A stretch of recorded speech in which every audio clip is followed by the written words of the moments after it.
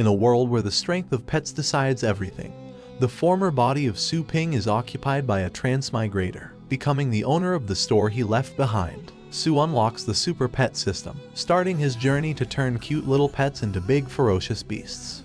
Su Ping, an 18-year-old transmigrator, is about to meet his demise along with his pet. Despite being in this situation, he hasn't lost his will to fight and charges at the monsters that surround him. A few days ago, a guy wakes up from a dream and has transmigrated to another world similar to Earth, gaining his new identity in the former body of Su Ping. The technology there is much more advanced than Earth and acts as support for pets. Being tied closely to human society, there are different pets for different types of work. The most important of these is the war pet, handled by a war tamer. Standings of countries in this world are determined by the strength of these war pets. Pets instead of nukes, cute. To gain his standing in this new world, Su Ping vows to become strong. Before doing that though, he has to learn more about the previous owner of the body. He finds out that his sister is a war tamer and that Su Ping doesn't have a good relationship with her at all. Then, he heads to the pet store, just as Su thinks that the previous owner of the body isn't a complete bum. He sees the horrendous condition of the store. It's filled with literal shit and piss of the pets. Gross. At the store, he meets with an angry customer, a war tamer who left his pet at the store for 3 days but received poor care. Using his black beast pet, the customer is about to demolish the shop. Suddenly, time freezes as an interface appears before Su, binding a contract with the pet store. The super pet system has been bound to the Ch.1-69 store and consequently, its owner, Su Ping, becoming immune to damage. Su grabs the beast's mouth and closes it forcefully before it can launch the beam. This scares off the customer, along with his war pet. Just then, the interface from earlier shows that the store crisis is resolved and rewards a refresh for the sorry state of it. Su activates this refresh, and the store looks new as can be. What a hack, WTF. Afterwards, he heads into the pet beast foster area, which is at rank 1. Here, the pet beasts cultivate and heal, not getting hungry, thirsty, or even feeling the need to excrete, much to Su's relief. Upon inquiring about how to take care of pet beasts, Su triggers a main mission. It is to nurture either a chasing moon hound or a lightning rat to rank 3 or above. As he picks the latter, the pet appears and the two are transported to its Nurture Land Lightning Cloud Sea world. As Su arrives in the Nurture Land, he gets attacked by a gigantic 10,000 meters tall, rank king beast, Lighting Abyss Thunder King Kun. Unable to dodge the attack, he dies. Moments later, Su awakens in a revival space, waiting to be revived. Dude is really out here waiting to get rebooted like Fortnite. The system tells him that if he doesn't complete the mission in time, his rating will get lowered, and if it falls below 60, Su will die for good. Unable to even check his current rating, he is angered and forms a temporary contract with the Lightning Rat as suggested by the system. After getting revived, Su and the Lightning Rat come up on a large beast, a young sandworm. The former gives his pet the command to charge at the beast. The latter does so, learning a new skill charge, despite dying in the process by injuring its head. Luckily, the pet receives unlimited revives and only its death isn't a problem at all. Continuously dying and then getting revived trying to kill the worm, Su's lightning rat keeps getting stronger. After a while, it has absorbed some of the lightning from the environment and gained the skill lightning charge. Using it, the pet finishes off the worm. Best rat. Suddenly, the ground starts shaking and erupts, revealing dozens upon dozens of large adult sandworms. Seeing the huge ability gap, Su gives up and thinks that he will just revive. However, Lightning Rat uses lightning charge to protect him despite having no stamina, and not having received orders. Inspired by his pet's actions, he stands up and is ready to go down fighting, charging at the monsters that surround him. Back to the beginning. Having died, Su revives at a random location but feels extremely tired. The toll of death on his body and mind will linger, not letting him spam revives for free. Just then, a 10 meters beast, the rock cockroach, appears before Su and his lightning rat. Going all out, the latter kills the beast. Some time has passed. Su and his pet lay on the ground covered in bruises, totally exhausted. The mission is finally complete. At this moment, Su has used up 69 revives, while Lightning Rat has been revived 847 times. The total kill count being 472 beasts. Dude ended with negative KD. What's the point? Through this, Lightning Rat has learned the skills Lightning After Image and Lightning Flash, couple of the rumored top 10 Lightning secret arts, being excellent grade abilities, whose learning method has been lost in time. Learning them is a huge feat. proud of their accomplishments, and having learned the analysis technique himself, Su heads back, reaching the end of his temporary contract with the lightning rat. Aw, it was cute though. The Star Pet Tournament is reaching the conclusion of its preliminaries. Yi Hao, Zhang Zuhan, and Zhang Shou are 3 favorites to win the entire thing. A war tamer, Su Yanying, faced the first 2 of the 3 in her preliminary matches, resulting in complete losses and having her pets injured. However, Yan's unlucky streak isn't over, as she has to face the last of the 3 for her last match. Not giving up without at least participating, she goes to pick up her lightning rat from the Shou Taoqi pet store. Little does she know, her pet just got free upgrades. There, Yan meets Su, who returns to her the improved lightning rat. Afterwards, the latter unlocks a new mission to nurture a pet belonging to himself. The system tells Su that he can become a war tamer by buying an awakening potion, though he doesn't have the required energy to do so. Dude's broke as shit, RIP. The conversion from yuan to energy is 100 to 1. Enraging Su is his last job that killed him 69 times, only paid 108 yuan. Oof, talk about underpaid. At the Star Pet Tournament, Yan Ying is losing her last match 0 to 1 against Zhang Shou. Her chances at getting a spot in the War Pioneers team look slim. Only having the lightning rat left in her arsenal of pets, she wonders if she should just quit as the audience cheers on her opponent. Just as Yan Ying is about to surrender, Lightning Rat enters the battlefield. Proclaiming the battle's end, Zhang Shou commands his demon dragon hound to burn his opponent down. The lightning rat begins to charge its attack, but Yan tells it to dodge using lightning charge, almost killing it. No wonder she lost her previous 2 matches so bad. Afterwards, she only tells her pet to attack and dodge without naming attacks, letting it use its full power. Launching the rank 7 skill Thunder Slash, the rank 1 on the pet ranks, Lightning Rat takes out the demon hound in one blow. The score is tied 1 to 1. Promising to not underestimate his opponent again, Zhang Shou brings out a rank 4 Earth-type pet, Golem Rhino Beast. The fight begins and the former uses his War Tamer skills to buff his pet, strengthening him to around a rank 5's level. The War Pioneers look on as the Lightning Rat doesn't seem to back down at all. Before Yan is even able to buff her pet, it charges at the golem, suddenly splitting in 2 to dodge its attack. The lightning pet has activated another rank 7 skill, Lightning After Image. Impressed, the War Pioneers are ready to take Yan Ying even before the conclusion of the fight. W Pet. Ignoring the golem, Lightning Rat charges directly at its War Tamer, Zhang Shou, to finish him off. The fight is over. As judges announce the winners, the audience chant a name, Rat King Su Yanying. Afterwards, Yan thinks of the pet store expert who unlocked these skills for her pet. Meanwhile, Su Ping is thinking about how he will make the money for the awakening potion. He decides on just selling food that he must collect himself and vows to become a war tamer in 3 days. Surely 3 days is enough, right? As the quality of the collected food depends upon the level of the nurture lands it's collected from. These are divided into novice, intermediate, advanced, and peak ranks, requiring 1, 10, 100, and 1000 energy points to enter each respectively. Su has no choice but to go to a novice one. Using the system's recommendation, Su enters Outer Territory Meteorite 1002 area with limited inventory, 1 day time limit, and 30 revives to be used. He exhausts all his revives in collecting only the rarest of items and then leaves the nurture land. Dude died almost 40 times to make some bread, respect. Elsewhere, the Black Wolf War Team's member, Fang Yujing, is feeding their family pet Shou Hu the most expensive pet food. However, he doesn't know his shit and almost kills the bird, much to his sister's and grandfather's dismay. Just then, Fang's grandma walks in with a rock vermilion fruit, healing Shou Hu and fixing its appetite. Suspicious of this food's price and effectiveness, Fang goes to meet the person who gave it to his grandmother, the owner of the Shou Taoqi pet store. Fang arrives at the store and starts cussing out Su Ping for tampering with the food, labeling his pet store to be a black store. This angers the latter, and he asks for evidence for their claims. The former attacks him but is dealt with. A temporary mission is also triggered for Su to prove the store and its food's innocence and protect its reputation. At this point, a crowd has gathered and seeing Su attack Fang, collectively shout at him to close the store. He shuts them up and asks for a low-rank water pet to demonstrate his store's innocence. Fang's sister summons her rank 1 pet. Su Ping feeds it the blue essence fruit, ranking it up to level 2, shocking the spectators. Fang and his sister apologize to Su and are made to pay for the food used in the demonstration.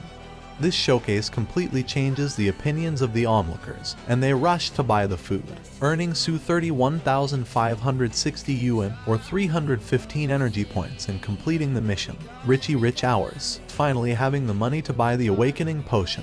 He becomes a war tamer. Using 100 more energy points, he upgrades the Chaos Pure Breed Spirit Bond to rank 2, giving him higher chances of obtaining a high rank star pet. To test this out, Su presses the breed button on his interface. What will he get? The Chaos Pun gives Su a small skeleton, the lowest rank pet among the demon attribute. Bruh, what a scam. However, this completes his breed mission, unlocking him the novice rank War Tamer skill Killing Intention. This enables the War Tamer's pet to enter a berserk state to deal ferocious attacks. Just then, Su unlocks a new mission to level up a pet to high intermediate rank. Despite being so strong, Lightning Rat was only low intermediate rank, making him think that this is going to be a challenge. Moments later, Yan Ying enters the store with her friend and meets Su Ping again. Seeing her Lightning Rat prostrate itself before the ladder, even though it wasn't scared of the near rank 5 golem, makes Yan think that Su is rank 6. Dude's only rank 1 though, boom. To prove her sincerity to the terrifying store owner, she transfers up to 100,000 yuan to him. Su desperately wants to accept, but the system auto-rejects it, making Yan think that he is a noble person. He really isn't, dude just wants to make some bank. Afterwards, she requests him to nurture her Lightning Rat for 3 more days and heal her other pets in the foster care. That Su has to upgrade. With a total bill of 31,600 yuan, the latter now has total energy points of 291. A mission is unlocked to raise Yan's pet's combat level to 2 times or more. Su gladly accepts as it will let him do 2 missions at the same time. A win-win situation. Redeeming the reward from earlier, Su heads inside the peak rank Chaos Death Spirit world to rank up his baby skeleton. A pungent smell of blood and corpses surrounds him. Suddenly, something shatters the pet skeleton. This mysterious attacker is a large-sized skeleton of level rank 7. He attacks the monster with Lightning Rat and the skeleton, making the former use its limb organization at the same spot with every attack. Having been killed by this monster and revived several times, Su's pets get scared. To overcome this, he activates the War Tamer's Killing Intention skill, giving them a berserker buff. Because of the pet's repeated attacks, the skeleton monster spams its limb skill, getting more unbalanced every time. Su has started to get killed too, but he doesn't care. This dude is too alpha, right? Finally, after an endless barrage, the skeleton monster is defeated. Lightning Rats gets multiple lightning after image and gains experience. Being of the demon class, the baby skeleton possesses a special devour skill that lets him absorb the power of a defeated monster, provided that it's of his own species. The baby skeleton ranks up to novice rank 1 using it. Just then, a mysterious female figure shows up there, having both human and skeleton physical attributes. 10/10 would smash. Never mind.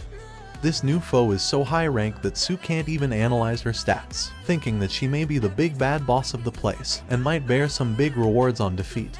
He charges at her. However, in a single instant, the humanoid skeleton pulls out Su's soul.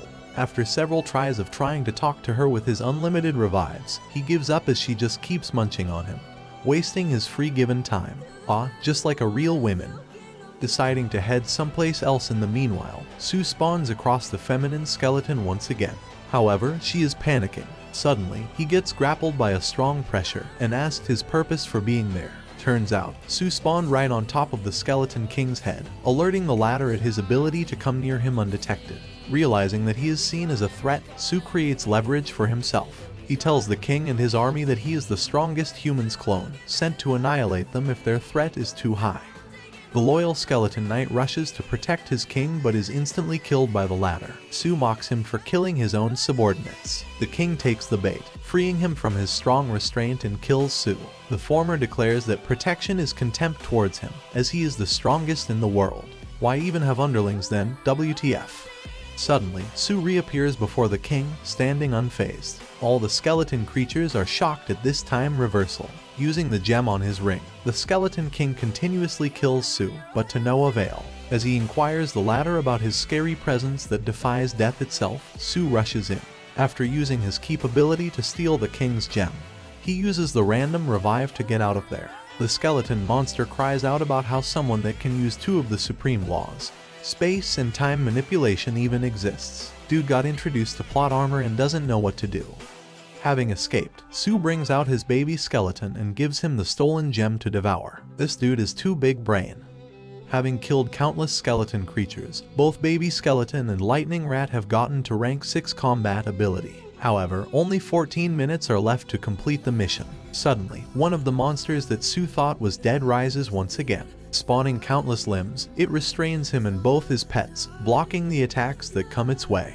With only 3 minutes left on the clock, Su can't even gauge the monster's level. He calls out to Lightning Rat to cover its body's surface in lightning, unlocking Lightning Coat that does double damage to the demon attribute. As the monster is caught off guard, the baby skeleton is freed and finishes the kill using its sword ability it gained by absorbing a small chunk of the king's gem. All the missions reach completion, and Su gets back to reap the rewards. He sees that Lightning Rat has somehow unlocked undead skills and Baby Skeleton has the king's talent, both being high intermediate in quality now. Su then pulls out the Chaos Pure Star power map that he got from the quest, unlocking a lost ancient cultivation method for him. Great, dude got even more hacks. Using the newly acquired cultivation method, Su enters the Astral universe and starts absorbing the stars. After using 3 primary essence pills with it, he soon reaches the first stage of the Chaos Star map, Astral Swirl Realm. Having gained astral power, he has also unlocked his profile panel. Su is not yet able to see his score but can see that his power is now level 3, the same as his sister. Later, he has dinner with his foster mother and heads back to his room. On the way back, Su sees his sister cultivating without spending any effort. Trying to replicate it, he unlocks the spinning technique, gathering the astral power in a big mass and then swirling it around in clockwise, as well as counterclockwise directions. Su masters the most efficient cultivation method. The cheats just don't stop coming, do they? Meanwhile, his sister wonders how such powerful pressure can be coming from her loser brother's room and thinks that a powerful cultivator must have passed by. Little does the little sister know. As Su is busy cultivating, Yan Ying comes back to retrieve her pets. However, all of them seem to be attached to the former and are sad to leave. She is surprised by this, as astral pets don't get attached to their owners, even with bonding contracts. Dude got the riz. After buying some food for her pets from Su's shop after the exceptional service, Yan challenges her friend Lily's strongest pet to a practice duel with Lightning Rat. The latter brings out her hybrid rock-type humanoid astral pet, Earth Monk. With its power level 5 and advantage against lightning types, Yan just hopes that Lightning Rat has gotten strong enough to not get defeated against it instantly. Earth Monks are known for their insight and being better in a fight of strategy. However, using its upgraded lightning after image technique, Lightning Rat manages to trick it, intimidating the monk with its ferociousness. The level 5 Earth Monk is so scared that it traps himself and Lily inside an Earth Dome, just to get away from the rat. What a puss, never mind again. Yan is happy that her little rat is now so powerful. The Fengshan Academy's advanced matches begin. The second year, Yan Yang faces the previous year's top 10 tamer, clairvoyant Li Ji. With each tamer allowed 3 pets, the fight begins. The latter summons an intermediate rank water stealth beast first. To counter it, Yan brings out her high rank phoenix. Suddenly, Li Ji surrenders the round, much to everyone's shock. He reveals that the first monster was a bait to bring out her most troublesome phoenix. Surely that's her most powerful monster, right? Pulling out his earth spider beast, Li declares Yan's loss. However, she is unfazed and attacks him directly with her phoenix, shutting him up. Angered, Li tells his monster to go all out and blocks all of Phoenix's attacks with an impenetrable shield. Afterwards, the spider beast activates Earth Prison, trapping both Yan and Phoenix in an ever-closing web. Copied Doflamingo's flow, word for word, bar for bar. Cornered, the latter is about to admit defeat. Suddenly, Phoenix charges up an attack, destroying the cage. Spectators are in shock as this attack by the rank 3 Phoenix is the legendary Polar Ray. Getting attacked by this rank 8 skill, the spider beast loses its ability to fight in just one hit. The Phoenix ranks up, and the spectators label Yan Ying a genius for nurturing her pets this exceptionally. Yep, she's the genius, for sure. Li Ji is furious at his loss and brings out a level 5 ferocious 4-winged wind demon beast. As he rented the beast with some method and didn't nurture it himself, Li is too low level to command it and faints from the pressure. Kids, don't bite off more than you can chew. The out-of-control demon beast defeats Yan Ying's phoenix in one blow, and referees rush in to stop the fight. However, the wind beast is too fast even for their wind god bird and continues the rampage. To protect its trainer, Lightning Rat stops the demon beast's attacks and summons an undead skeleton swordsman as her guard. As the onlookers are in shock at a lightning type using a demon type skills, Lightning Rat rushes in at the high rank 5 demon beast. The two astral beasts clash ferociously, roaring out and shattering the battlefield. The outcome is revealed, as Lightning Rat has heavily wounded the out-of-control winged beast. The referees see that Lightning Rat has a strong killing intent, and that Yan Ying herself is shocked, thinking that it too has went out of control. The referee and its god Wind Bird rushes in to stop it. However, Lightning Rat hits it with a rank 8 Thundershock, stopping the bird in its tracks. This angers the wind god bird and it forms a hurricane in the area, with the referee having a hard time controlling it in this state. Just then, Yan Ying comes to from her shocked state and calls back her Lightning Rat, snuggling it for being such a strong little cutie. The referee's bird stops, realizing that the pet is in control after all. Damn, an error was really about to get the whole arena blown up. Useless referee. Yan Ying is officially declared the victor, intriguing all those who saw this amazing performance. Meanwhile, Su sees videos of other nurturers and realizes why Yan Ying was so shocked. Now knowing that increasing a pet's combat ability is extremely hard in this world, he decides to film a video to attract more customers. As he is thinking this, the Black Wolf War Team's member, Fan Yu Jing, comes to meet him. He has a request for Su. "Are you interested in exploration?" asks Fan. The Blue Star, this world, was a water-scare planet in ancient times. One day, stellar rifts appeared in its fabric of space-time, connecting the planet with other unknown places. Humans used the resources from these places to prosper and build strong nations. However, greed for the quality rifts led to years of civil war, decreasing the human population by half. Seeing 70% of the Blue Star's land turn barren, the remaining humans formed a treaty that made no one the owner of the rifts, and moved to stable areas, free of them. There, they spent their resources fostering pet warriors to send them to explore the stellar rifts on their behalf instead. Fan tells Su that last night, a rift appeared near their Longjiang city and his Black Wolf Warriors group went there to explore it. However, they were ambushed, and their blood flame-tailed fox pet went missing. Upon this statement, Su unlocks a side quest to retrieve the lost pet, the reward being a magic body forging scripture. That sounds fancy. Taking Su to his group, Fan introduces him. Upon learning that he is only 18, is self-taught, and that he doesn't have any interest in exploration, and is only there to find the lost pet, the vice captain of the group Li Ying is angered. The leader Fan gangly talks him down and asks Su to bring out his pet so they can gauge his ability. He then brings out his baby skeleton. The others there think that it's a joke, but Su promises them that he's serious and demonstrates his pet's ability, shattering the ground below. That's one strong baby. After showcasing his strength, Su Ping is allowed to register as a temporary explorer and taken to the Federal Pioneer Warehouse. There, he witnesses extremely valuable treasure and is asked to pick a few for self-defense. However, Su shocks everyone by picking the level 1 treasure for self-cultivation. Basic training method. Heading inside the rift, Fan tells him that it has a danger rank of B and consists of demonic beasts. A silver medal explorer, Lin Mukong, awaits their arrival there. He almost kills the two by scaring their ride and talks with the group leader. Despite Fan's warning of not questioning Lin, Su asks him for an explanation about his earlier actions. Talk that talk. The silver medal explorer doesn't take well to it and belittles him, telling Su to listen to him unquestioningly while inside. Vice leader Li Ying looks at the latter's eyes and gets intimidated, remarking that Su's glare at Lin is as if he's looking at someone dead. He wonders if it's really the former's first time in the wilderness. Oh boy, little does he know.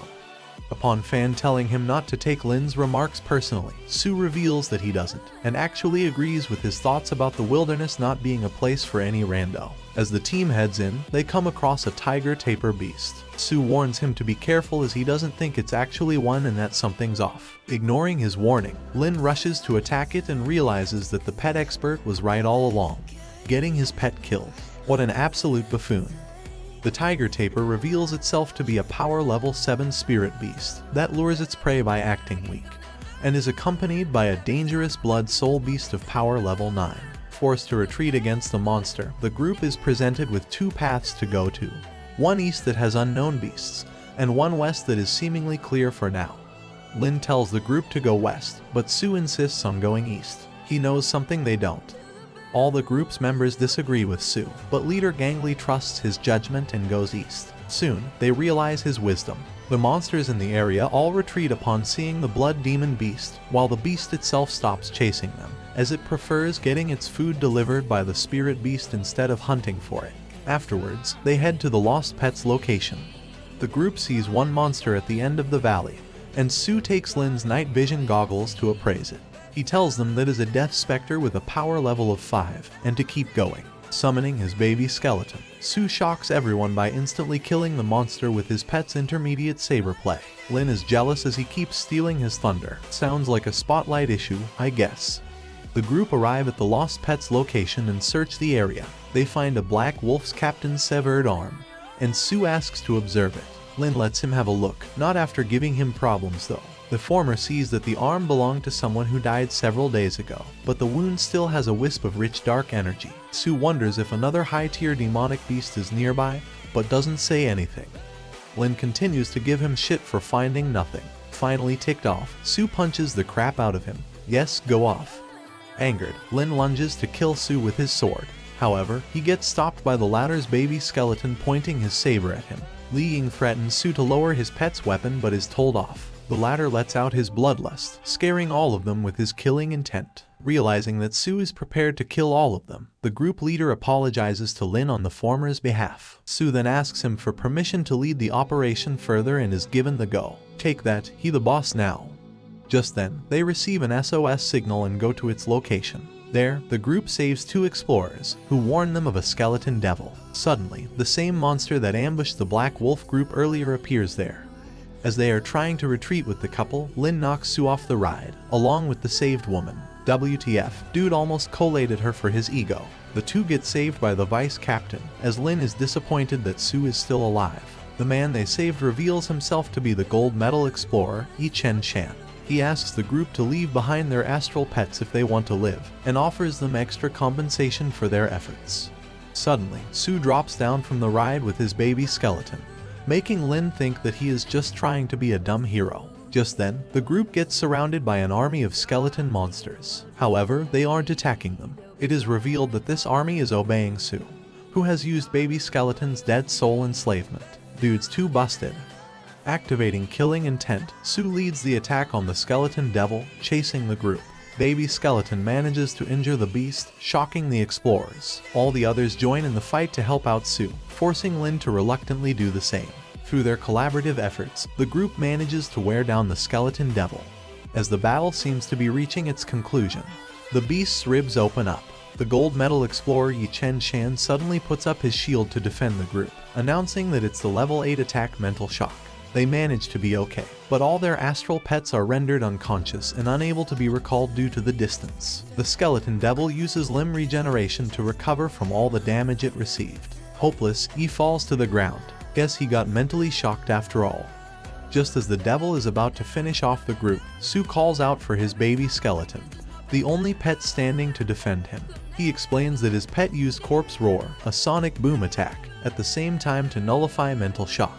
As leader Gangly wonders just how skilled Sue really is, the skeleton devil charges up the level 9 death annihilation to evaporate everything within a kilometer. Lin starts to run away instantly, not willing to die yet. However, Sue stands his ground and calls out for his pet, shouting now. Just then, the baby skeleton brims with a demonic energy and charges at the devil's weak point, blowing it up. The battle is finally over. Su Ping and his baby skeleton stand victorious, with the latter leveling up and gaining advanced saber play. This fight, combined with his countless death experiences, has confirmed Su's theory that every demonic type has a core that needs to be destroyed to kill them off. As the group is still in shock at this accomplishment, the baby skeleton uses puppet magic and turns the defeated skeleton monster into its slave. Boss Baby. Afterwards, the captain announces to continue the search for the blood flame-tailed fox. Just then, Su tells them to hold on as he has to do something. He approaches Lin and cuts his arm off, sending him packing, and threatening to kill him for good if he ever shows up again. You get what you deserve. While everyone else wonders what came over him, the woman they saved earlier thinks that Su made the right decision as Lin is an evil and hateful man that will get everyone killed. Afterwards, they arrive at the cave where the missing pet is. The task complete, the captain calls to head back, but Su tells him he senses something hidden in the cave.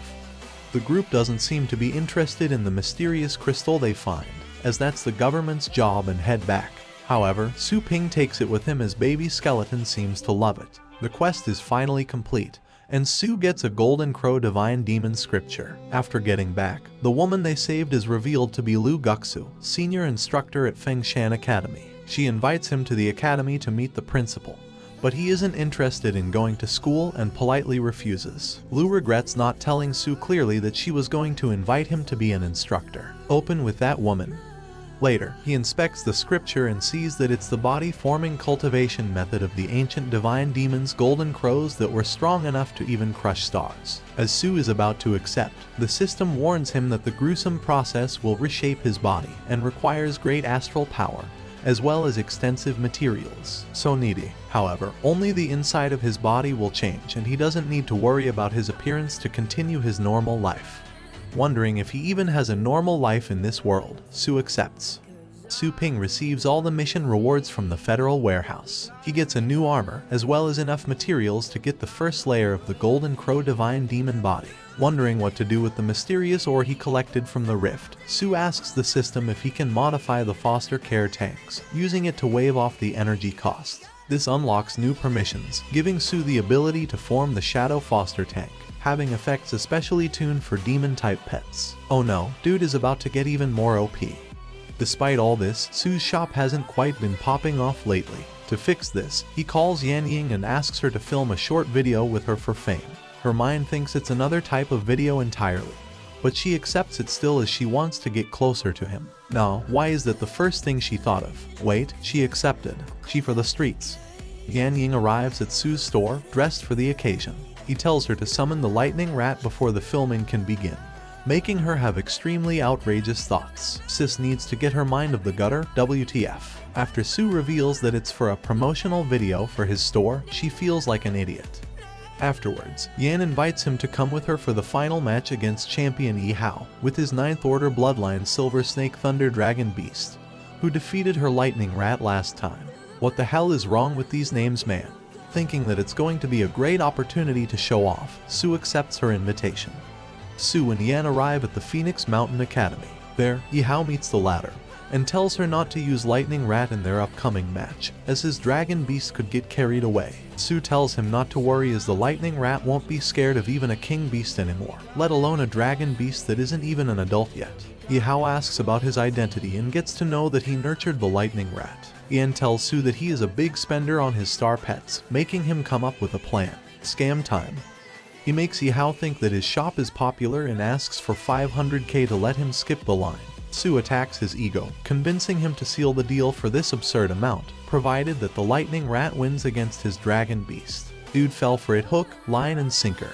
Meanwhile, Su's sister, Ling Yu, has beaten her opponent in the performance, finally setting the stage for the final fight. The two competitors enter the arena and bring out their pets. Ling Yu is shocked to see her loser brother on the stage. Why so mean? Su scares the Lightning Rat with his presence, while everyone thinks that Yi Hao's lightning serpent is the cause. Finally, the battle commences, and Yan uses her phoenix to attack. However, even its strongest attack is useless and does no damage. The silver serpent then begins its counterattack, letting out fire, wind, and ice at the same time. This blow is too powerful for the phoenix to bear, and it is defeated. Just then, Su activates killing intent for the Lightning Rat. Using Thunder Flash and Necro Claw, it closes the distance between itself and the dragon, injuring the latter. Yi Hao makes his serpent use its freeze breath, turning the entire battlefield into ice. Su tells Lightning Rat to use the combo he taught it to strike the beast's weak point, its mouth. The rat uses lightning to break out of the ice, and follows up with 3 clones. The serpent kills all 3, as one of them must be a fake. However, there was a 4th that it missed. The original rat strikes the serpent's mouth, shocking everyone at its moves, moving like Michael Jackson in his prime. Frustrated, Yi Hao commands the serpent to attack Yan and Su directly. Hey, they are frozen. Unfair. However, the attack is stopped by Lightning Rat. Never mind. It uses Thunder Break to attack the serpent, defeating it with a mighty beam of lightning. After defeating Yi Hao's Silver Snake Thunder Dragon, still can't believe that's the actual name, Yan and Su are congratulated on winning the annual match. While Yan is simply in shock at their win, Su Ping decides to be a dumbest of a winner. He turns to Yi Hao and asks when he can expect the 500,000 they'd wagered. Hao tells him he'll get it soon enough and then asks a question. Can his silver snake thunder dragon beast be trained to be as strong as the lightning rat? Well, sure, just make sure to wait your turn. Saying that, Su walks away, smug son of a gun. After seeing Su's performance in the match, several recruiters have taken an interest in him and wish to gain his loyalty. To this end, Yan and Su are made to wait in the vice principal's office while the recruiters come to speak to them. Su Ping does what he wants though. If he's gotta wait, he's gonna do it as comfortably as possible. He proceeds to hijack a VIP seat and drink the tea in the office. As Yan loses her metaphorical shite over Su's disrespectful attitude, 3 corps captains enter the office and meet Su. Along with them come Lu and the vice principal. The principal starts sucking up to him, thinking Su's a student at the academy. Lu, however, explains who he really is, and that he's the one who saved her in the recent frontier expansion. After hearing this, all the corps captains are quick to make ridiculous offers in hopes of recruiting him. Like people work their whole lives for these opportunities, levels of ridiculous. So naturally, Su turns them all down. Wait, what? All he's interested in is his shop and his cultivation. Talk about being a simple man. With this in mind, Lu makes her own offer. Su can be an instructor at their academy with just 1 class to teach per week. As an added benefit, he'll have unrestricted access to all the academy's resources. The exact thing he needs to cultivate the Golden Crow Divine Demon Body. Count him in, and it'll get his shop a better reputation, so that's cool too. For his appointment as an instructor at the academy, Su must first face a great enemy, possibly the most hated being by young people in any educational institution. Tests? Yeah, apparently there's a lot of them if he wants to get the job. Luckily, the suck-up of a vice principal is there to save him from Lu. He says that Su's achievements speak for themselves and he'll be able to teach just fine with some experience. All he needs to do is pass their physical fitness test. Great deal, right? Well, yeah, but Su sees through the older man. This is an attempt to dock his benefits if his level isn't high enough in the test. The 3 head over to the academy's advanced test field and Su is shown his test. He has to fight White Marsh, a huge robotic deer, goat, whatever it is. It looks creepy as hell thanks to the robotic face under its neck. Anyways, Su's test is to last in a fight for a minimum of 1 minute against the robot without the use of a pet. Once the test starts, Su is forced to dodge around a ton of energy attacks from White Marsh. When he can't dodge, he uses Star Shield to block. Unfortunately, his shield isn't strong enough and soon shatters under the attacks. Following this, Su proceeds to get his world rocked by the robot. As the vice principal notes that 20 seconds have passed, Su is caught in White Marsh's bindings. As Lu watches, the robot engulfs him in a wave of fire, so intense they can't even see him. She tells the VP to stop the test, but the old git just says Su hasn't called out for help yet. He's probably fine. Ain't like he's getting barbecued. No sir. However, even he gets worried when a full 10 seconds have passed, and White Marsh hasn't stopped its flames. They're supposed to get stronger with each passing second. Surely Su can't still be conscious in there. Looks like someone doesn't know who the main character is here. A golden glow surrounds Su's body, and he escapes White Marsh's bindings. With a single supercharged punch, he smashes the robot into scrap and clears the test. Then, the system pop-up appears to tell him his level 1 Golden Crow Divine Beast battle body is still unstable. Yeah, kinda like this ridiculous names. As such, he's only able to use a small portion of its power in specific situations. So that was a small portion of its power. Yep, definitely OP as hell. While Su marvels at his power, the wrecked robot announces his combat level assessment. He's an upper level 7. After seeing Su's overwhelming victory, the vice principal instantly offers him a senior instructor position, and tells him he'll send him an electronic instructor certificate. As Su leaves, Lu and the VP discuss the details of the ranking White Marsh gave him. While his attack and defense are of the 8th order, he only has 3-star power. The VP believes this must be because he's learned a secret martial art, but hasn't been practicing it for too long. He tells Lu she has to find the person who's teaching him since he must have a master. Also, she should find his shop. However, Su hasn't left yet. Wait, what? Oh. Su pokes his head around the door and tells them they don't need to act so suspicious. He'll just send his shop's location to them. Back at home, Su's mom frets over his roughed up state from the test. Also, because his clothes are gone. Being roasted like a turkey will do that. Su goes to his room for a change of clothes when his sister barges in. Oh boy, I've seen enough anime to know where this is going. After embarrassing his sister into getting out and getting his nuts crushed, Su learns that his physical strength is currently only upper 3rd level. Later, at the table, Su talks about his bloodline awakening, and baby skeleton pet to his mom and sister. Su learns even more to confirm that the host of this body before him was totally worthless. Apparently, he borrowed money from loan sharks in the past. The next day, Su greets a customer at his pet shop. This woman is interested in breeding thunderlight mice, or as Su calls them, lightning rats. When Su tells her he can't breed multiple thunderlight mice of the same level as Yan's, she gets annoyed. The woman believes Su is a scammer and turns to leave the store. Just then, Su gets a system pop-up. Since the woman's doubts about the store have hurt its status, Su has been granted permission to conduct professional training. The professional training shows a reward of a medium-grade original force pill, as well as a random book of divine and demon battle techniques. That sounds great to Su Ping, at least until he realizes the catch. The fee for this training is 100 times that of normal training. So yeah, that's not great. However, he has every intention of making use of this opportunity. Turning to the woman who started walking out of the store, he tells her he can do what she wants. He just wasn't sure if she could afford it is all. Real smooth. After all, the Thunderlight Mouse cultivation she's asking about costs 1 million. While someone's greedy. The woman doubts the legitimacy of Su's store at hearing this. Luckily, he's got just the thing to convince her. His status as an instructor at Fengshan Academy, the place where she's actually a student. While that's certainly convenient, as the woman apologizes constantly for offending him, Su just tells her to get the money ready so he can train her pet. To his surprise, she actually has the money. Super rich kid apparently. Life just ain't fair, is it? Anywho, Su takes the pet she wants him to train, a scorpig, and tells her to collect it in a month. The woman at this point has been convinced Su is a highly generous and gracious teacher. Yeah, sure, let's go with that.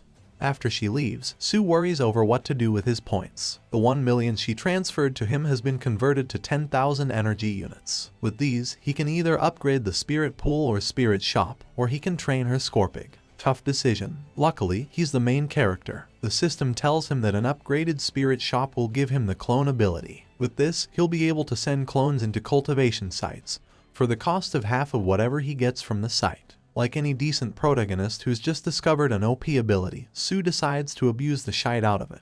In just 20 days, he's going to train so many pets with this ability that he'll be richer than ever. After accepting an absolute boatload of customers, Su Ping heads into a flaming hellscape of a training area with a bunch of fire-type pets. Due to their affinity, this place will give them the most benefits. Along with a clone he makes by using 200 energy, Su leads the animals to a pool of lava, and then he proceeds to take a dip in it. What the FOOK? So the golden crow body thing came out last time he was being burned as well. Apparently, he's just not affected by extreme heat. Nice.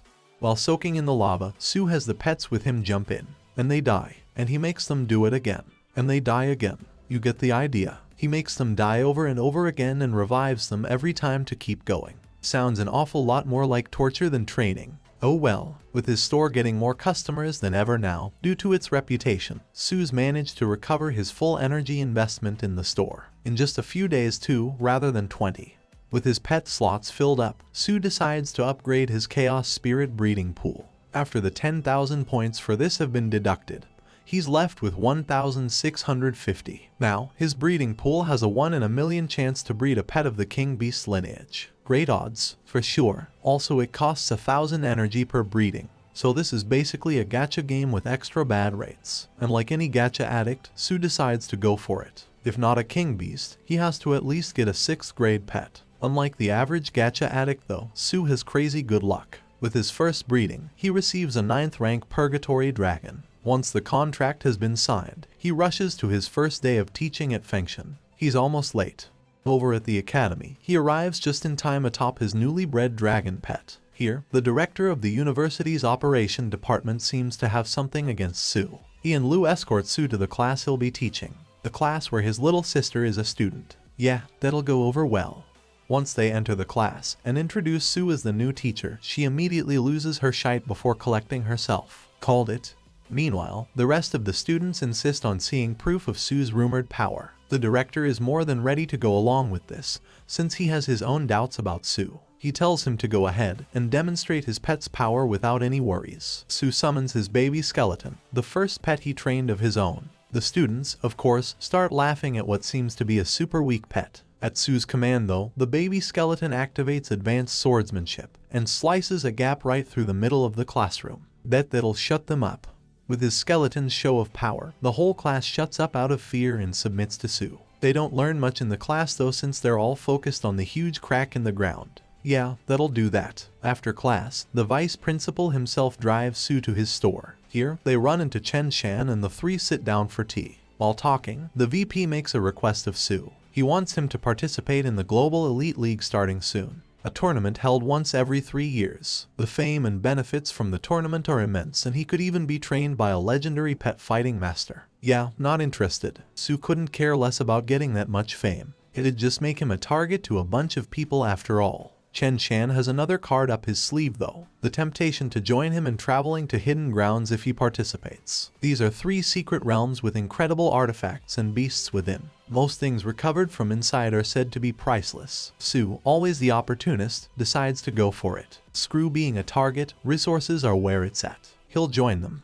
After the meeting with Chen Shan, Su tries to find the secret realms with the system's help. Unfortunately, even it cannot help him with this. Instead, he chooses another realm, the Dragon King Inheritance Land, for his latest training. Su initiates a contract with a First Order Oigetsu dog pet in his care. Its master died unexpectedly, so the dog is his now. With the dog, his baby skeleton, dragon and the Scorpic, he enters the Dragon King Inheritance Land. The training has a duration of 7 days. Around them, they see the skeleton of an enormous dragon and a tower with 9 sections. Suddenly, a voice speaks from the skeleton. The Yuan inheritance test has been initiated. The dragon once shed 109 scalars that spread to different parts of the continent. Due to pollution, they've caused monsters to be created. Su's task is to purify all 109 of these scales so the dragon can reclaim the king's soul. To do this, he must advance up the sections of the tower and reach the top. There he will get the final inheritance exam. Sounds easy enough, doesn't it? Once he steps inside the tower, Su instantly feels an incredible pressure pushing down on him. To make matters worse, his dog is gone and he's hearing a strange voice. Could it be a ghost? Lol, no way, those aren't real. Mom, come pick me up, I'm scared. Okay, yeah, they're not real. Thank God. It was just a trick of the darkness. The only thing on the floor is a bunch of statues. They try to kill him. Baby skeleton defends him and he dies anyways. Good times. After reviving, Su realizes the true purpose of the first floor's test. Balls. That is to say, respect, confidence, and guts. Yeah, that. By showing his resolve, he's allowed to carry on. Near the end of the floor, a dragon comes flying at him, but Su sees right through it. It's all just an illusion. And so, without much more trouble, Su manages to clear the whole tower. Not really interesting enough to show the whole thing, so just know he's a badass.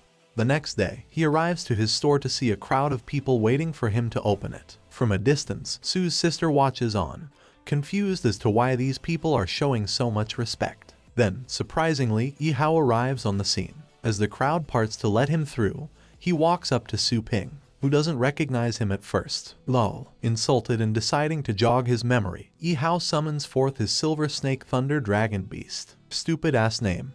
As he tries to intimidate Su, everyone else in the area is awed by the power they can feel pouring off of the Silver Snake Thunder Dragon Beast. His true goal here, however, is to have his beast trained by Su. Su knows this, but he currently can't handle a high-star pet like Yihao's. He first needs to complete a professional training and upgrade his store to level 3. And upgrading it requires expanding the store to an area of 3,000 square feet. Well, that's a bummer. He can't admit this either, since that'll just hurt his store's reputation. Yeah, not the best spot to find yourself in. As the crowd begins gossiping about the power of a Silver Snake Thunder Dragon Beast, doubts start rising about Su's ability to handle it. Thinking fast, Su comes up with a way to wash away these doubts. He summons forth Purgatory Dragon, and brings everyone present down to their knees. This even includes Yihao's pet itself. To prove his pet is better, Su points out the difference in their powers. Silver Snake Thunder Dragon has had to work hard to become the incredible beast it is today. His Purgatory Dragon, on the other hand, is still just a baby. It was born with this power. Talk about humiliating your ops man. Sheesh. Su just tells Yihao that his pet's turn will come, so he should just wait for now. Oh, the power of bullshitting your way out of a tight spot. Meanwhile, Su's sister is shocked by how powerful her brother seems to have gotten. That night, Su Ping finds himself with a huge problem: getting the money to expand his store to 3,000 square feet. Realistically, it'll probably cost no less than 10 million. How the hell is he supposed to make that much money? As he tries to think of a solution, Su finds himself blanking out. The only way he can think of that might work is through his status of a senior instructor. In the Shengcheng district of Longjiang City, Zhu Kuang, the third-year pet expert of War God Academy, receives a message. Su Ping arrives in Shengcheng at Zhu Kuang's residence. Though the guards are rude to him at first, they instantly let him in when he mentions that he's Zhu Kuang's guest. Inside, he's led to a huge battleground where Zhu Kuang is battling a training robot. As the robot flies at him, Zhu Kuang gathers up his star power and punches a hole straight through the machine. Aren't those things like expensive? Who am I kidding? This guy's clearly too loaded to care.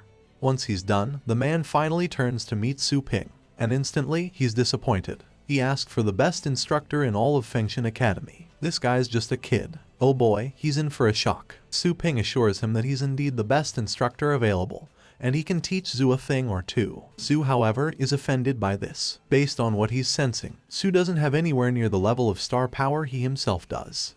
To prove his own power, Su baits Zhu into having a mock battle with him. He goads Zhu into attacking him with the strongest punch he's got. When Zhu tries to load up star power into his fist though, he finds that it's too hard to grasp properly. The star power in the area has been disrupted. Zhu quickly realizes the disruption was caused by Su Ping. With this, he begins to realize that things aren't quite what they seem. You think? Curious as to who exactly Su is, he asks the boy's title. Su simply tells him he's not qualified enough to ask such a thing.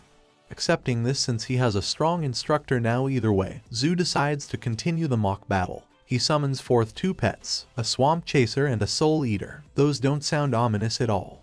As they try to trick and attack him, Su shows the fruits of his training. Through his time in the Dragon Realm, he can now access a full 70% of the Golden Crow body's power. Using this, he takes hold of the giant Swamp Chaser and throws it away with his bare hands. While Swamp Chaser recovers, Soul Eater waits for Su to make the first move. Damn camper. After absolutely demolishing Zhu Kuang's pets, Su proceeds to give him a breakdown of the reasons they lost. Between their lack of teamwork and overdependence on their high power, they won't last long against any opponent who has more experience than Zhu Kuang. Harsh, fair though. To help him fix these problems, Su presents an item, the legendary Hades Bone Lotus. This item is the best way to improve Zhu's undead pet perception. For 1.2 million, Su will sell him this item as well as pet food. While this sounds expensive, Zhu notes it's actually a much better price than he'd get in the market for the same stuff. Plus, Su's going to sell him pet food as well. Since his pets are of the rare and disliked undead class, it's normally really hard to find stuff for them. Zhu couldn't be more grateful if he tried. Sure changed his tune quick. After finishing with Zhu, Su returns home to find a feast cooked by his mother. It's the first time in forever that his sisters actually left some of the food for him. I guess she hates him a little less now. Afterwards in his room, Su worries about how to raise his power as fast as possible. Since a strength pill would help, he opens the system store. Due to their rarity, strength pills aren't in the store very often though. Using 100 energy, he refreshes the store. Suddenly, an item called the mid-grade capturing ring appears. With the cost of 10,000 energy, this ring has a 25% chance of instantly capturing a 9th order beast. Deciding it's worth it, Su buys it at once. Then, he refreshes the store again. This time, a spiritual control beginner's skill book appears. Sounds useful enough. How much does it cost? 50,000 energy. It's so expensive. But then it must be super useful too, right? But what if it's not even that good? Su only has enough energy to buy this book if he does decide to. Should he get it?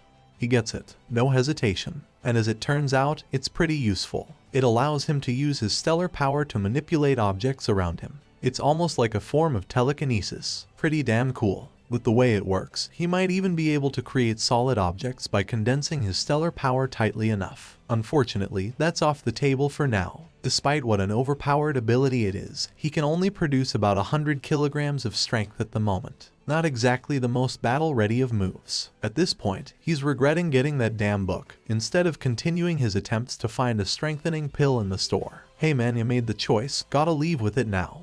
The next day, Su Ping can be seen speeding towards Fengshan Academy on his bicycle. As he often is, he's almost late for something important. When he reaches the academy though, he finds something that requires his attention. A couple of first years being bullied by students from Ch.1 Academy. Just as they're about to lay the hurt on the kids, Su steps in and grabs one of the bullies by the wrist. Staring down at the bullies, he simply orders to release the kids. As the bullies start getting disrespectful, Su crushes the wrist of the boy he's grabbed. Once more, he orders to release them. Oh, y'all done messed up now. The Fengshan students are shocked and relieved by Su's appearance. They're about to mention who he is, but Su tells them to keep quiet. These bullies can think whatever they want of him. It'll just make it more satisfying to deal with them. Oh, he's planning to go in. Kick their asses, big man. The bullies try to make fun of Su for coming in on a bicycle, and comment that he should really work out his legs more. That's literally what a bicycle does, you morons. Exerting some of his stellar power, Su Ping drives the lead bully, Dai, into the ground. While the rest of them think he just tripped, Dai and a couple of others can tell it was Su Ping's work. As Su continues to talk shite to the bullies, Dai loses his temper and decides to get serious. Stepping forward, he summons his pet, a golden-haired saw-claw bear. God, I hate these names. Unlike what they expected though, Su remains unfazed. Since he's almost late for his class, he tells the guys to just come at him all at once. Over in the vice principal's office, Lu and the VP are seen speaking to the principal and VP of Jianling Academy. The two schools have quite the rivalry between them, and this is just as strong between its leaders as its students. As they're discussing their upcoming tournament, the Jianling students enter the office, with their asses beat to a pulp. When their principal demands to know who did this, Dai steps forth with a bold claim. He says that a Fengshan student ambushed them for no reason, when all they wanted to do was make friends. Out of fear of Dai, the other students back him up and agree with his lie. With the Jianling principal and VP pissed off, Lu and Fengshan's VP are quick to try and find the identity of their attacker. Dai's next words, however, give the VP considerable pause. The attacker's name was Su. While training at his shop, Su receives a video call from Fengshan's VP. After talking about the incident with the Jianling students, he tells Su that he understands that he must have had his reasons for what he did. But the students he injured were participants in the upcoming tournament between Jianling and Fengshan. For now, he shouldn't come anywhere near the academy. Even the VP won't be able to protect him from Jianling if he does. The Fengshan students he saved are in no condition to back up his side of the story in any way. Well, at least he's kinda nice about it. Su believes there's more to the situation though. After ending the call, he shoots a message to Zhu Kuang. Before long, the day of the tournament arrives. While Fengshan has a full 5 pet masters from the 3rd grade as participants, including Yi Hao and Yan Yang, Jianling has only one. This causes a great uproar in the audience about why the other Jianling participants aren't present. Because they're dumbasses, that's why. The crowd roars out their disapproval at Fengshan's supposedly dirty tactics in ambushing their other participants. Yi Hao decides it's true that this would be unfair and asks their opponent, Lu, to postpone the tournament, at least till his teammates are recovered. However, Lu simply says that this is no longer a game. The 5 of them can come right at him, it won't make any difference. Damn alright bro, talk your shite. After saying his piece, Lu summons forth a 9th order beast, the underworld's black dragon. Well crap.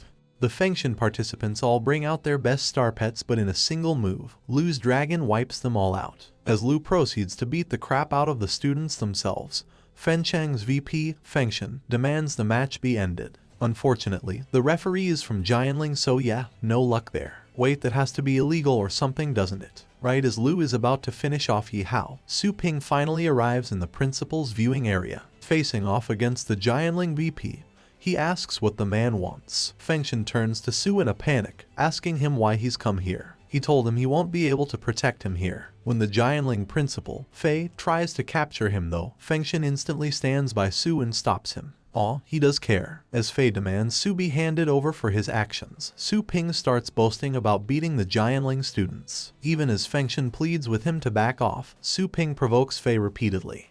Meanwhile, the Jianling vice principal has been sensing Su's power. He notes that even in an ambush, he couldn't have taken out Dai and the others if he wasn't actually strong. Moreover, if he's an instructor like Fengshan has told him rather than a student, his skills must be better than Dai's, right?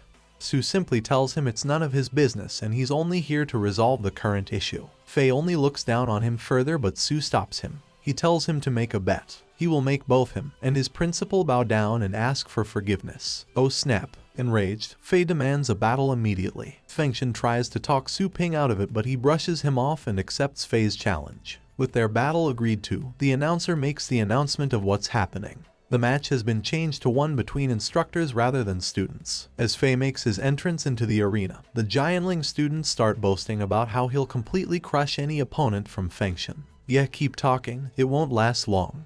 Before everyone's eyes, Su Ping enters the arena. While floating, the Fengshan instructor is literally walking on the air. Does this mean he's not even a 9th grade, but a Ch.1 grade master? With this reveal, everyone in the arena is left in a state of shock and awe.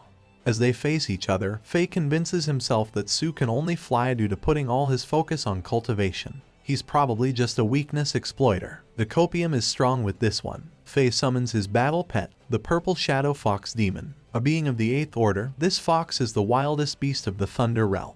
The Giantling students are all caught up in their own excitement at what they believe to be a sure win now. Boy, are they in for a massive disappointment. Down in the arena, Su simply smiles at his opponent's pet and summons his own, the 8th order purgatory dragon, which has grown to an adult. Holy crap, that looks so cool. Seeing the battle for the pot of destruction it's going to become, Fengshen orders the protective barriers around the arena to be raised to max level. Good move, old man. With their fight finally begins, Fei once again claims that Su's is a lesser 8th order beast than his own. Okay grandpa, let's get you to bed. After buffing his fox up to 9th order, Fei has it shoot an octuple thunder rend at Su. This will take him out in a single move. Not, Purgatory Dragon just yells it out of existence. Refusing to back down, Fei has his fox create multiple clones. Each of these shoot forward and attack with several rat bites. Surely these will take him out. Yeah, no, he just tanks it all head on. Based as hell. Even further, his dragon has caught the real fox in its jaws. In a last-ditch effort, Fei has his fox shoot thunder cannon at Purgatory Dragon from point-blank range. Surely this will take him out. Nope, still doesn't. The cannon barely scratched Su's dragon. On the other hand, the demonic fox itself has been greatly damaged by its own attack.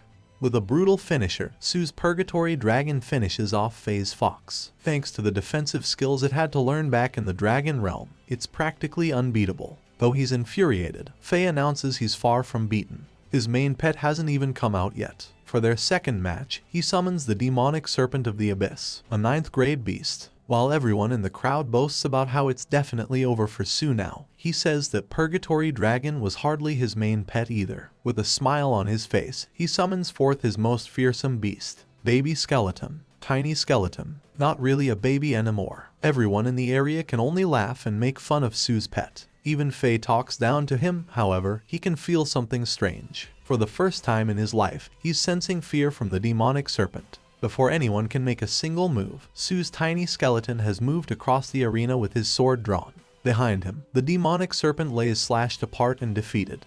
Despite his victory, Dai and the other Giantling students try to have Su captured for an apology. This is when he reveals his plan. He connects his watch to the stadium's big screen and calls Zhu Quang. With his help, Su has gotten the Fengshen students that were attacked by Dai advanced medical treatment. Now, they can testify the truth about what happened the day Dai and his minions were hurt by Su Ping. Busted. Dai tries to escape the arena, but his VP is the first to catch him. He will be expelled, his bloodline taken and his connection to stellar pets removed forever. He's finished. Turning to Fengshen, he asks forgiveness for his students' actions and asks for their academies to be allies moving forwards. Right then, Su Ping arrives in their viewing area and tells him he's forgetting something. He still has to kneel and ask forgiveness. Holy shite, that's such a gigachad move. After forcing the Giantling VP into submission, Su lays out the terms of their new arrangement. Their schools will not be allies, rather, Giantling will be their underling. All resources between the two will be given to Fengshen with first priority going forward. With his actions against Giantling Academy, Su Ping's store gains more fame than ever before. People come from all over the place for his services. One of these people happens to be Su's little sister. She asks him to nurture her 4th order pet, Snowball. Well, at least it's a simple name for once. While this would normally cost 100,000, Su tells her that he'll handle what she can pay. The system tries to forbid him from giving a discount, but Su manages to sweet-talk it into letting him pay the difference. Su mentions that he learned a training technique some time ago, but his sister is confused. He never left home, so how did he manage that? A flashback shows the events of the Dragon Realm Tower's top floor. With the help of all the pets he had back then, Su Ping took down a 9th order gilded scales bearded dragon. With the victory back then, the 1st order Oigetsu dog he was training evolved into a 7th order black dragon hound. Son of a gun has way too many hacks. Back in the Dragon Realm, Su trains all the pets with him to extremely powerful levels. Back in the real world, he returns Snowball to his sister and the Scorpig to the woman who came to him several days ago. While they're both shocked at how quickly their pets have been upgraded, the other customers force them out so they can have their turn with Su Ping. Someone sure is popular, isn't he? Later, Su Ping receives the rewards for completing the Dragon Realm professional training. One of these is a random technique from the Gods and Demons War. When Su Ping accepts this, he's transported to a whole new realm full of terrifying demonic beings. Here, a massive being made of golden light appears and destroys the demons with one punch. He reveals the skill available to Su as the demonic suppressor punch. It has 5 movements that must be mastered, after which he can destroy enemies even of the 9th order with ease. However, there's a major recoil to the attack, so this should only be a trump card. Su Ping ain't no fool. Without a second thought, he accepts the training to learn this technique. Su has to get stronger. Once he enters the secret realms soon, he'll have to be powerful enough to not depend solely on tiny skeleton. With this in mind, he spends the next few days training. 2 days later in the real world, or a month and a half for Su, he's completed the Tower of King Dragon's inheritance. Also, he holy guacamole on a pickle stick, he got jacked. Daddy, sorry dad. Anyways, though he hasn't mastered the demonic suppressor punch just yet, his golden crow body has greatly improved. You don't say. Hoping it'll be enough, Su returns to the real world.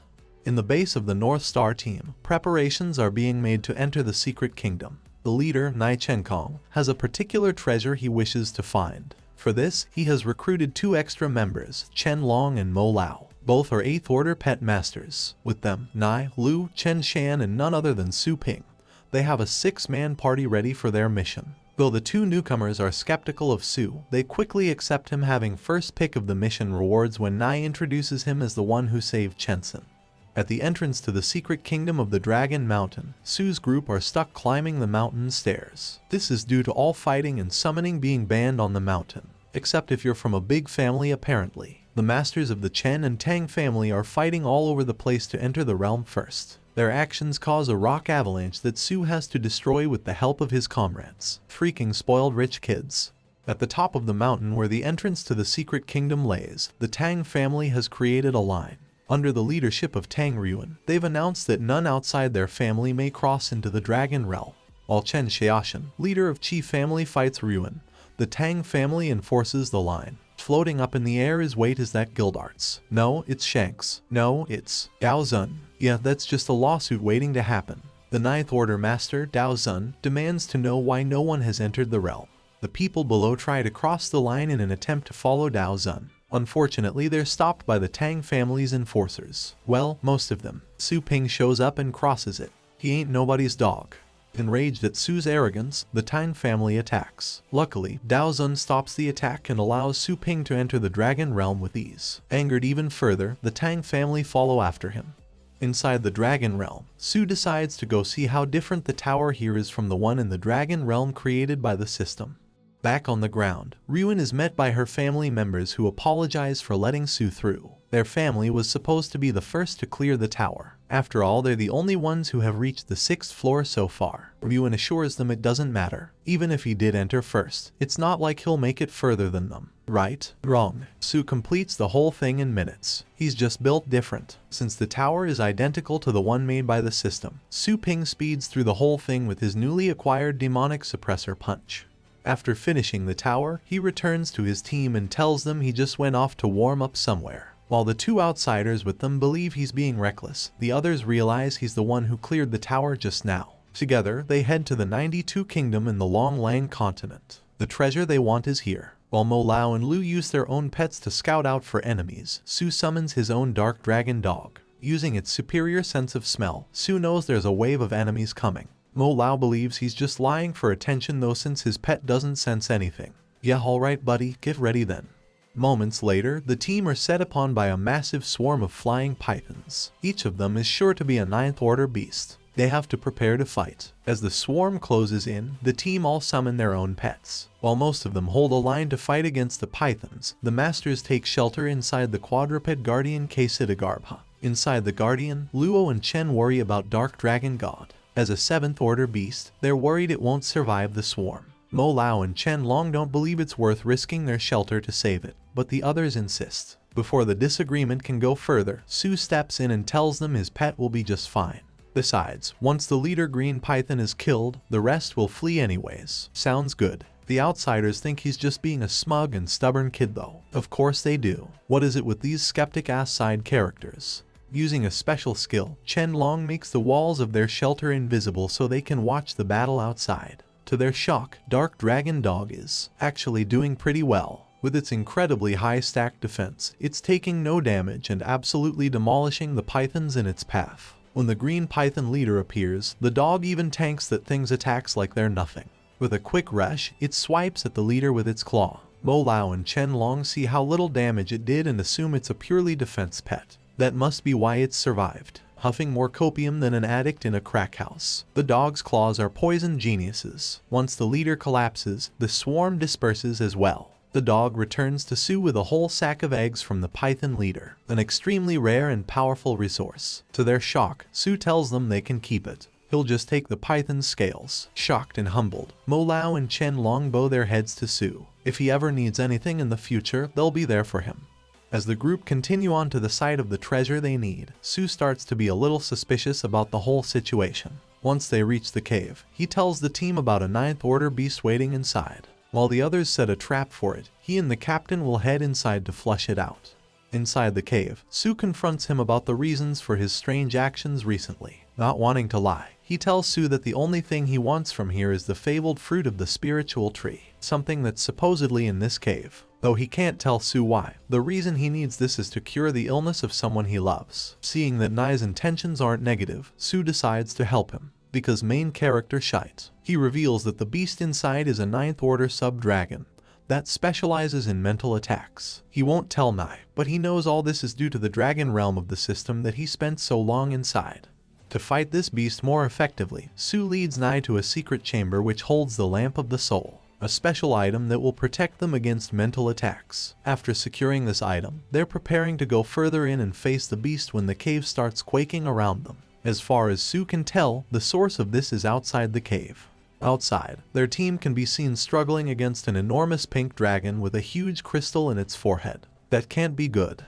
At the entrance to the cave, Sue and Nai see a terrible sight. The dragon beast has used its mental attacks to trap their team and their pets in an illusion. While they think they've beaten the dragon, their pets are killing each other. That's dark, bro. Before the pets can kill them as well, Nai and Sue make it to their position and save them. They pour their stellar power into the soul lamp to expand its field of protection. With this, their team is freed from the illusion and can see clearly again. Together, they pour enough stellar power into the lamp to greatly expand the protective field. Then, right as things seem to be under control, they're attacked by a third party. Dozens of spikes come flying towards them. Chen-Long jumps in front of Sue with a star shield to protect him, while the others struggle to defend the soul lamp. They'd better. At Sue's enraged demand, the attackers reveal themselves. The Fang team and their vice captain are responsible for this. Nai asks why they would try to murder them when they aren't even enemies. Pretty sure y'all definitely are now. The vice captain simply laughs at them. Turns out he's the one who gave the treasure map that lead them here to Nai in the first place. Their plan from the very beginning was to use his team as a distraction for the dragon, while they steal the treasures inside the cave. Having heard all he needs, Su Ping makes his move. After summoning Little Skeleton, he finally brings out the item he got from the system shop, the mid-range hunting ring. Without a second thought, he throws it right at the blood dragon, causing it to be trapped in a web of golden chains. As the chains from the rings pull the blood dragon in, it disappears without so much as a whimper. Up on the cliff where they were watching from, the Fang team are shocked by what they've just seen. As though the dragon's disappearance wasn't enough, Su Ping is floating in the sky right behind them. The Fang team members are quick to realize just how outmatched they are. They already know they don't stand a chance. But of course, their vice captain has to be a cocky dumbass. It's like all these bad guys have to pass the same course or something. He insists that Sue only has a Little Skeleton summon. They can totally beat him. Not. Little Skeleton slices them all up like a bunch of vegetables in just seconds. Returning back to his own team, Sue finds that Mo Lao and Chen-Long have both succumbed to their injuries. Both men have passed away and their captain isn't far behind. With the final breaths left in his dying body, Nai begs Sue to complete his mission, to obtain the spirit tree's fruit and take it to his daughter. If she eats it, she might be able to fight off the terminal illness she's suffering from. Seeing a good man in such a state, Su Ping turns around and stomps towards the cave. He'll grant Nai this wish, no matter what. Deep inside the cave, the Fang team's captain is plundering all the treasures available. Among these is the spiritual tree. He orders his men to destroy the tree after plucking every fruit on it, so no one else can get any. Before this can happen, the team members start dropping like flies. One after another, their bodies are all stabbed through by a golden light. At the end, only the captain himself remains. Realizing he has no option but to fight, he starts summoning his dual 9th Order battle pets. Before they can even be fully summoned though, little skeleton slices them dead in a flash. Defeated and on his knees, the captain begs Su to spare his life. When he realizes that won't happen, he asks to at least know the name of his killer. Before he can so much as finish his sentence, Su pierces his head with his condensed stellar power. No enemy of his will ever get a second chance. That's cold, man, ice cold.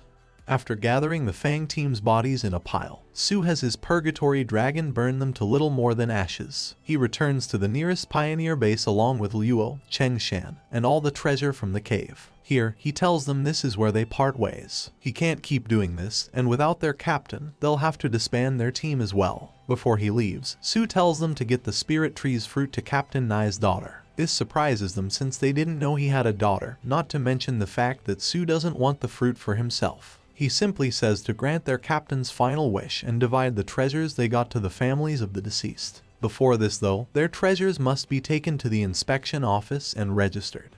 There, some government officials try to force them to hand over the spirit tree. When Su declines, they blow him through a wall and declare that he's broken the law. As he faces off against them, a voice from above calls out to Su. From up in the rafters, Dao Zun has been watching. He tells Su to make his own path with his own strength. Taking this advice to heart, Su uses star power condensation and smashes both his enemies into the ground.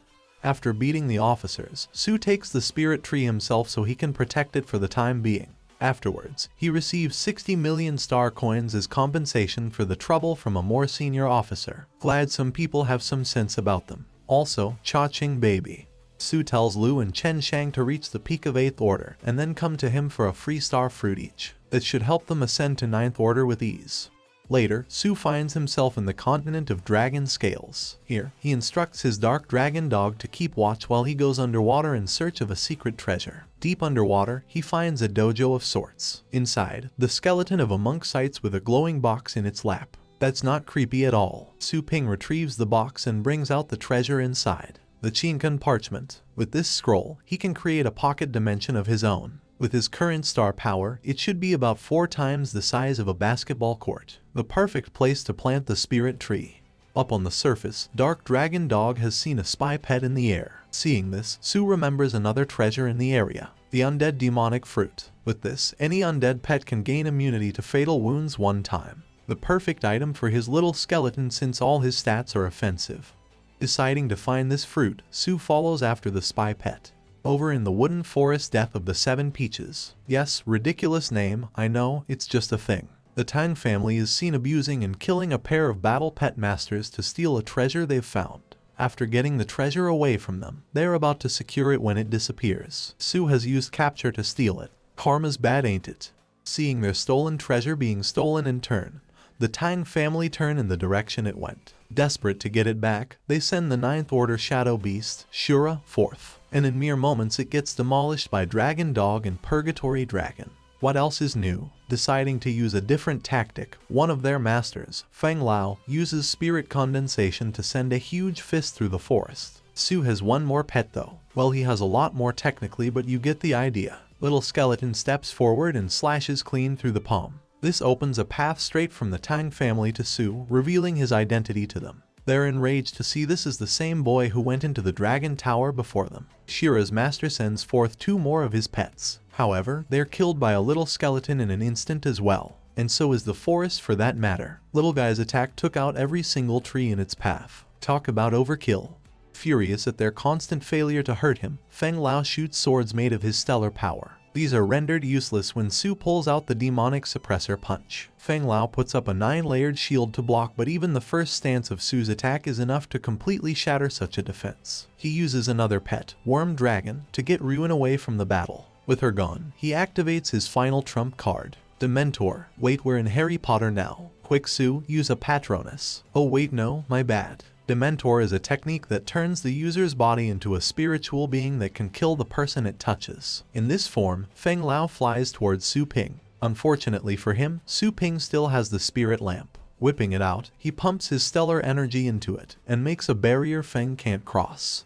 After defeating Feng, Su is faced with Tang Ruin herself. Riding atop her pet, the fallen Wing King, she's returned to the battlefield. After a short philosophical argument, the two prepare to cut each other down. When Little Skeleton prepares to attack though, she's shocked to find even her own pet frightened. Realizing that a fight might not be the best option, she tries to negotiate with Su. Wow, someone with actual brains, how about that? Su tells her she has to break her contract with her pet if she wants him to let her go. Walking towards him, Ryuan agrees to do this. However, once she's close, she tries to surprise attack him with two pets. I take it back, she's just as dumb as the rest. Little Skeleton instantly cuts down her pets, and Su decides to use his newest tool. He brings out the Chinkan parchment and throws Ruin into his personal pocket dimension. Once she's in there, Su tries to question her. After a lot of back and forth, he manages to get an important piece of info from her. The legendary battle pet master, Yuan Tianchen, is going to come for him. The noble families had an agreement to never clear the final floor of the Dragon Tower as it was for him alone. This was all part of a scheme for him to monopolize the secret realms. But now that Su has cleared it, it's only a matter of time till Yuan finds out and comes for him. Su is confident in his abilities, but he accepts that he's never really fought a truly powerful opponent without info on them before. Right now, his first priority is to expand his store and have his family move in, so they can't be used against him.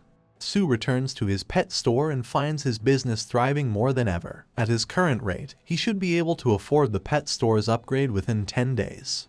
In the meantime, he decides to secure the land needed to expand its area. For this, he logs into the Pioneer Network, a one-stop shop for all the needs of a pioneer. As long as you've got the money, they'll get what you need. Eesh, I feel like a telemarketer. Anyways, Su gets in touch with a support member and explains his need. Unfortunately, it seems the price of land has doubled due to the Elite Worldwide League starting soon. Su doesn't really have the funds to afford it if that's the case. Luckily, he remembers he still has the captured blood dragon and the capture ring. He asks the woman how much he can sell it for, and is happy to learn he'll be able to cover the cost of the land he needs after all. With that settled, he goes to begin his training for the day. After finding a training realm even harder than the Dragon Realm, he spends 1,000 energy points to enter it. This is the Fallen Demigod's realm, the perfect realm for him, since it has the item he needs to cultivate his Demon King body further. Once he does that, his defense will reach 9th order and he'll be much tougher. Inside, he receives a pop-up asking if he wishes to buy a God language translator. Confused but not wanting to be caught off guard, he buys it. There goes another 500 energy points. As he walks around the realm, Su comes across a naked demigod singing. Yeah, this isn't going to go well for him, is it? As soon as she sees him, she attacks with a wave of golden energy. To Su's surprise, this kills Purgatory Dragon in a single hit. While he revives him, Little Skeleton is left to defend his master. Su calls out to the woman to let him explain, but she says he doesn't need to. She already knows he came here from another world. I'm sorry, why the hell did you attack him then, you crazy woman? The woman reveals that she can tell he's a human just from how he looks. However, there's something in his aura that's strangely frightening, even to her. Deciding she's given him enough of an explanation, the woman tells Su to explain exactly what he's doing in the Midland of the Gods in 5 seconds, or she'll kill him. Confused, Su asks if this isn't the fallen demigod's realm. For some reason, that really pisses her off and she kills him. Short temper on that lady, isn't there? Su decides to go for a random revival and try his luck elsewhere in this world. That doesn't go too well either. After spawning in a desert, he's attacked by a massive worm beast, essentially just an insect, except it's a 9th order beast. That's a divine realm for you, I guess. Even the bugs are super strong. Though Dragon Dog ends up being killed, Su manages to stun the creature with Little Skeleton's help. This is fully thanks to the demonic fruit, giving it immunity to the first fatal blow so it can stab the insect's eye. Su combines his demon suppressor punch with flames from Purgatory Dragon and kills the insect in a huge blast. The revived Dragon Dog comes up to Su with a crystal from the insect's corpse. This is a divine crystal. With its help, a pet can be transformed into a divine beast. This gives them access to skills several times stronger than their normal versions as well as boosted stats. Su uses it on Dragon Dog and nothing happens. Just an extra section shows up in his status window. Scam. I call for compensation. Oh, never mind. He just needs a ton more divine crystals to level his divine status up. Time to kill more insects then. Right as he decides this, Su hears a cry for help from nearby. 2 gods are under attack by a horde of insects. Swooping in on a Purgatory Dragon, Su rescues the 2 gods and flies away from the area. While flying, the two discuss their situation with Su. They were sent to exterminate the insects here. Unlike the rare pureblood gods in their kingdom, they're demigods, so they don't even have wings. This means the woman Su met before must have been one of those pure gods. She had wings as well when she attacked him. Talk about some rotten luck.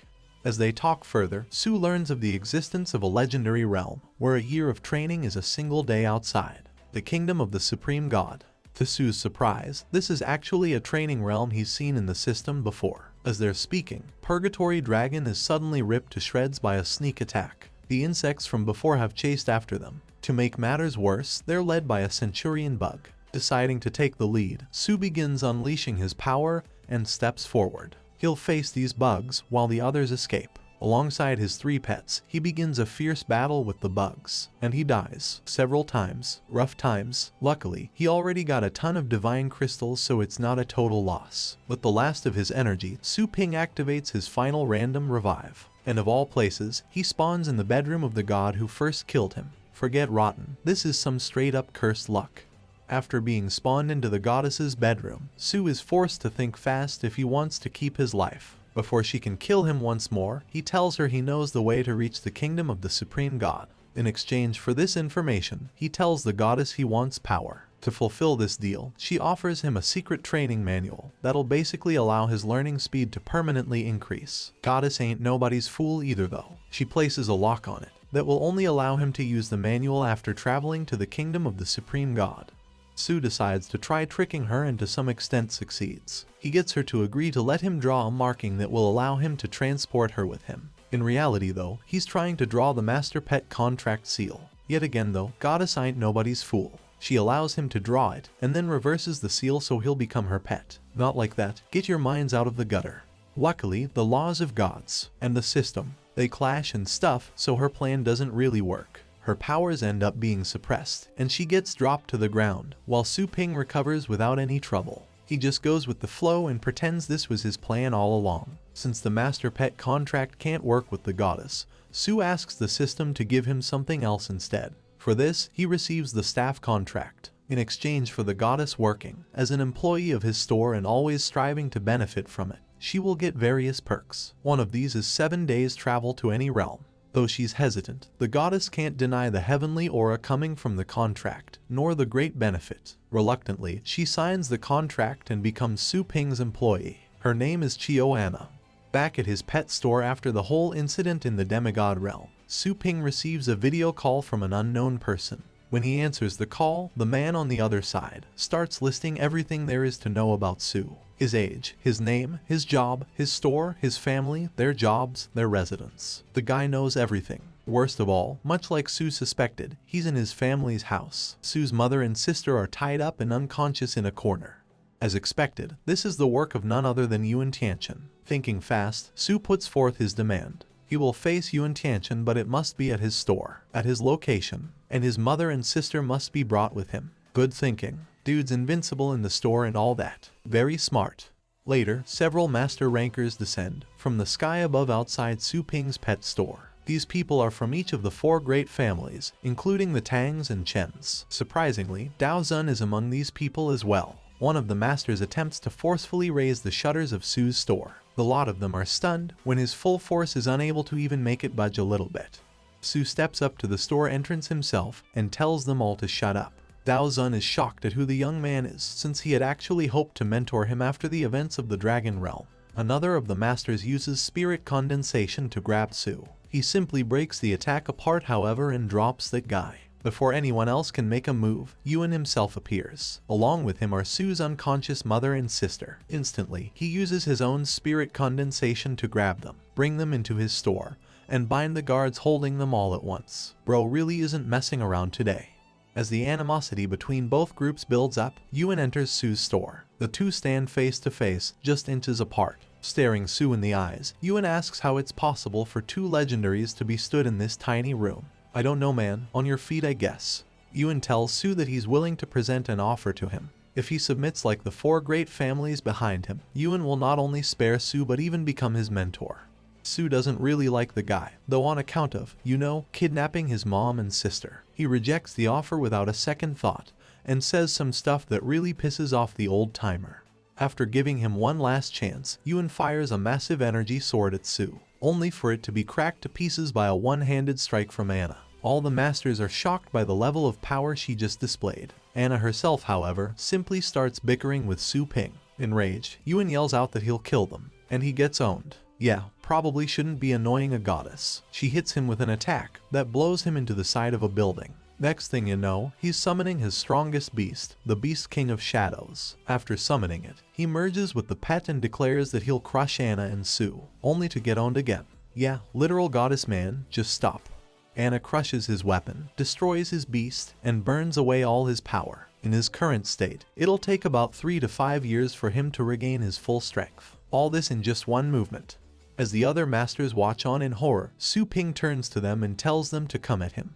Later, Su's sister wakes up at their home's dining table to find her mom asleep next to her and her brother on the other side of the table. Also, there's a bunch of weird old men in the corner. Wait, what? Flashback to a few hours ago, Su Ping had Anna use one of her abilities to create a sort of mind control on the master rankers. It's not really mind control though, as much as just shifting their loyalties. In their state of shock, she used a spell to write an absolute truth into their hearts. The Su family is sacred and undefeated. As such, they're now present to act as instructors for Su's sister in a variety of 9th order fields from healing to combat.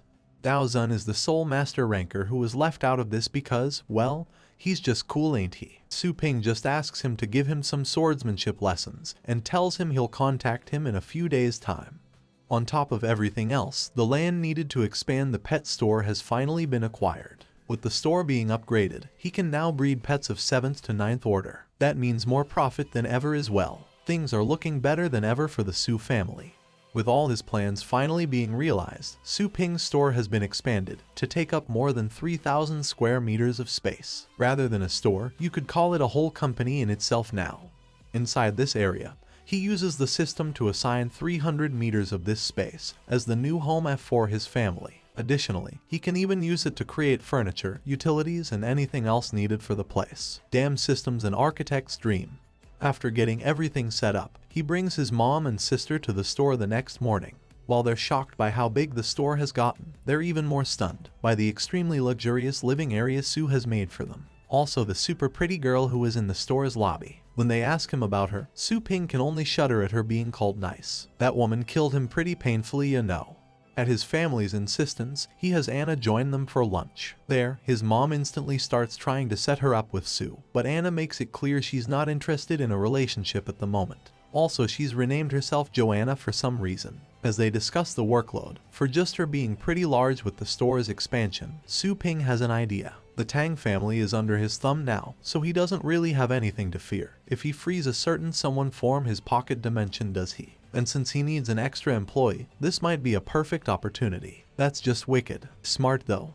After releasing Ruin from the pocket dimension, Su Ping tells her he's not done making use of her just yet. Naturally, she tries to escape by jumping out the nearest window. Unnaturally, the window refuses to break since, you know, it's Su Ping's domain. After giving her some dumplings to restore her strength, Su Ping has her sign the same employee contract that Anna did. With this, his store will be able to run more smoothly than ever. The next day, Ruin can be found at the storefront along with Anna, both of them in maid outfits. That can't be regulation, can it? Ruin tries to defy the contract, and also tries to escape through the front doors, and once again, she's forced back into the store because of Su Ping's control. While Anna gives her some pointers on the job she's now stuck with, Su heads outside. At his request, some people from Pioneer's website are here to shoot a promotional video for the store. After that, Su's sister shows up and demands his help. 2 of the master rankers have been following her around everywhere, and it's messing with her school life. Yeah, I can see that. Su tells her there's nothing to worry about. He's actually the one who assigned them, as her protection detail of sorts. While they discuss this, Ruin sees one of the men in question, Snake Heart, the 3rd ranked member of the Tang family. Instantly, she sees a way to escape. She's sure the Snake Heart is stronger than Su Ping. She contacts him and asks about escaping Su Ping's control. However, he just displays shock that she too has been captured by him. Wait, too. Turning to Su Ping with horror, Ruin simply sees a terrifyingly smug smile.